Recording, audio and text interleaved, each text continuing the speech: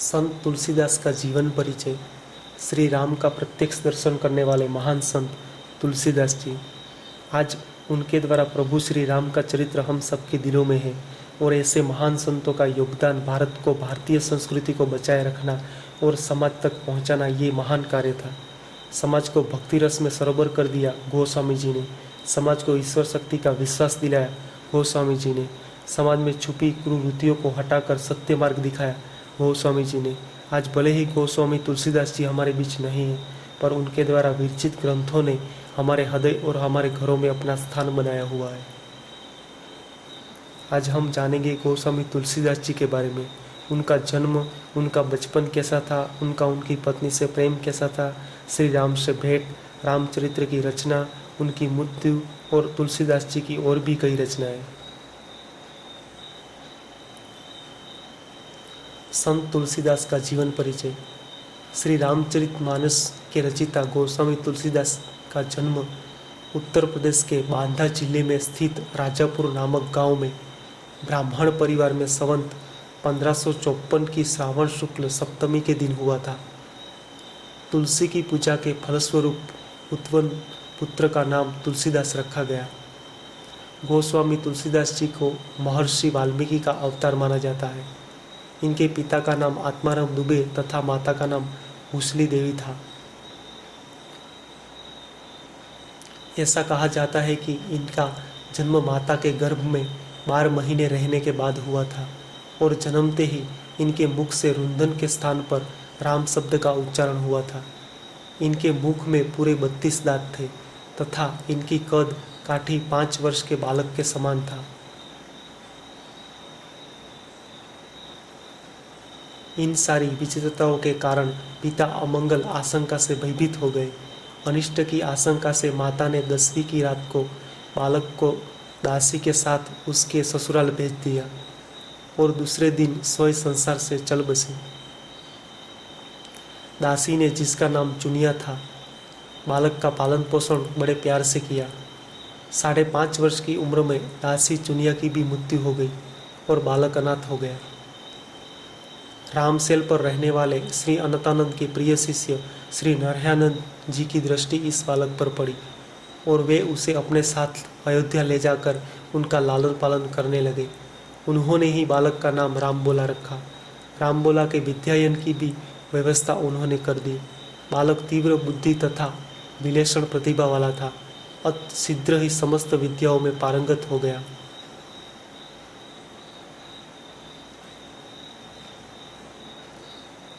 काशी में शेष सनातन से उन्होंने वेद वेदांग की शिक्षा प्राप्त की।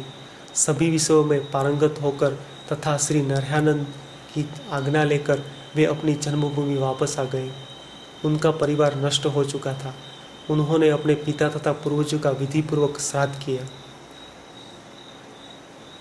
संवत 1583 में रत्नावली नामक एक सुंदर एवं विदुषी कन्या से उनका विवाह हो गया और वे सुखपूर्वक जीवन यापन करने लगे।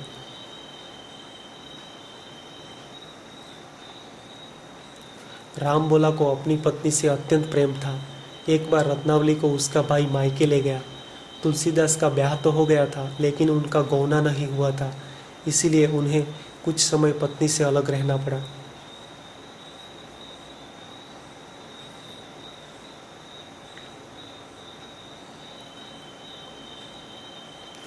पत्नी से अलग रहकर उन्होंने वेद वेदांग का अध्ययन करना शुरू कर दिया।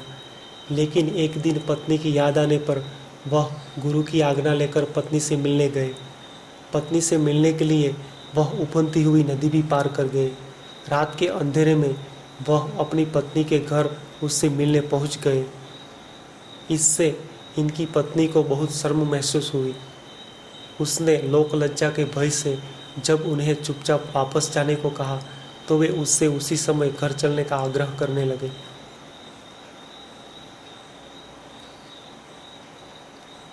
इनकी इस अप्रत्याशित जीत से खींचकर रत्नावली ने स्वरचित एक दोहे के माध्यम से जो शिक्षा दी, उसने ही तुलसी राम को महान तुलसीदास बना दिया।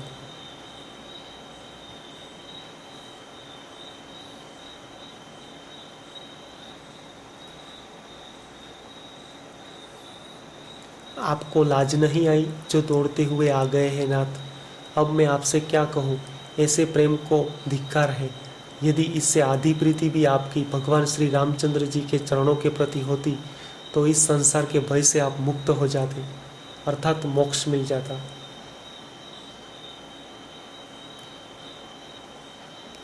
रत्नावली के ये शब्द राम बोला के मर्म को छू गए। वे एक क्षण भी नहीं रुके, तुरंत वहाँ से चल दिए। उन्होंने अब अपना पूरा ध्यान राम भक्ति में लगाना शुरू कर दिया। वे प्रयाग आ गए। वहाँ उन्होंने गृहस्थ वेश का परित्याग कर साधु वेश धारण कर लिया। तीर्थाटन, भक्तिभाव, उपासना में जीवन को लगा दिया।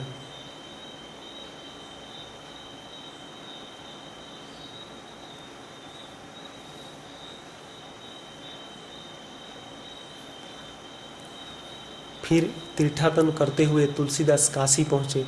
काशी में तुलसीदास जी राम कथा कहने लगे। वहाँ उन्हें एक दिन प्रेत मिला, जिससे उन्हें हनुमान जी का पता बताया। हनुमान जी से मिलकर तुलसीदास ने उनसे श्री रघुनाथ जी का दर्शन कराने की प्रार्थना की। हनुमान जी ने कहा, तुम्हें चित्रकूट में रघुनाथ जी के दर्शन हो गए। संवत 1607 की मौनी अमावस्या बुधवार के दिन उनके सामने भगवान श्री राम प्रकट हुए। भगवान ने अपने हाथ से चंदन लेकर उनके तथा तुलसीदास के मस्तक पर लगाया और अंतर्धान हो गए। काशी में प्रहलाद घाट पर भगवान शिव और पार्वती के दर्शन हो गए। शिव जी ने कहा, तुम अयोध्या में जाकर रहो और हिंदी में काव्य रचना करो। इतना कहकर श्री गौरीशंकर अंतर्धान हो गए। तुलसीदास जी उनकी आज्ञा सिरोधर कर काशी से अयोध्या चले आए।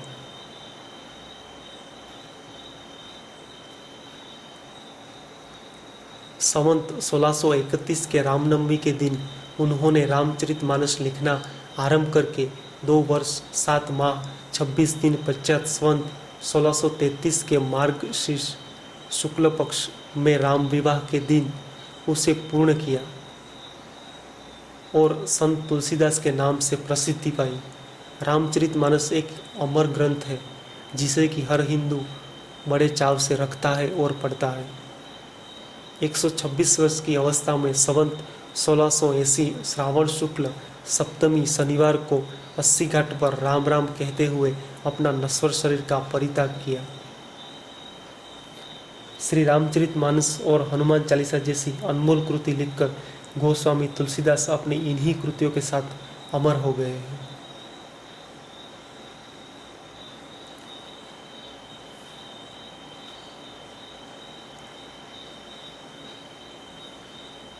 श्री रामचरितमानस तुलसीदास जी का सर्वाधिक लोकप्रिय ग्रंथ रहा है।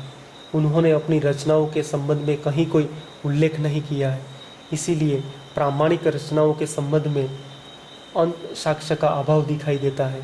लेकिन नागरिक प्रचारणी सभा काशी द्वारा कुछ ग्रंथ और ग्रियर्स ने भी encyclopedia of religion and athletic में 12 ग्रंथों का उल्लेख किया है। काशी द्वारा प्रकाशित ग्रंथ जिनमें से ग्रियर्स ने भी प्रथम 12 ग्रंथों का उल्लेख किया है। आपको हमारा ये वीडियो अच्छा लगा हो तो इस वीडियो को लाइक और शेयर करें। Please subscribe Vishal computer and studio. धन्यवाद।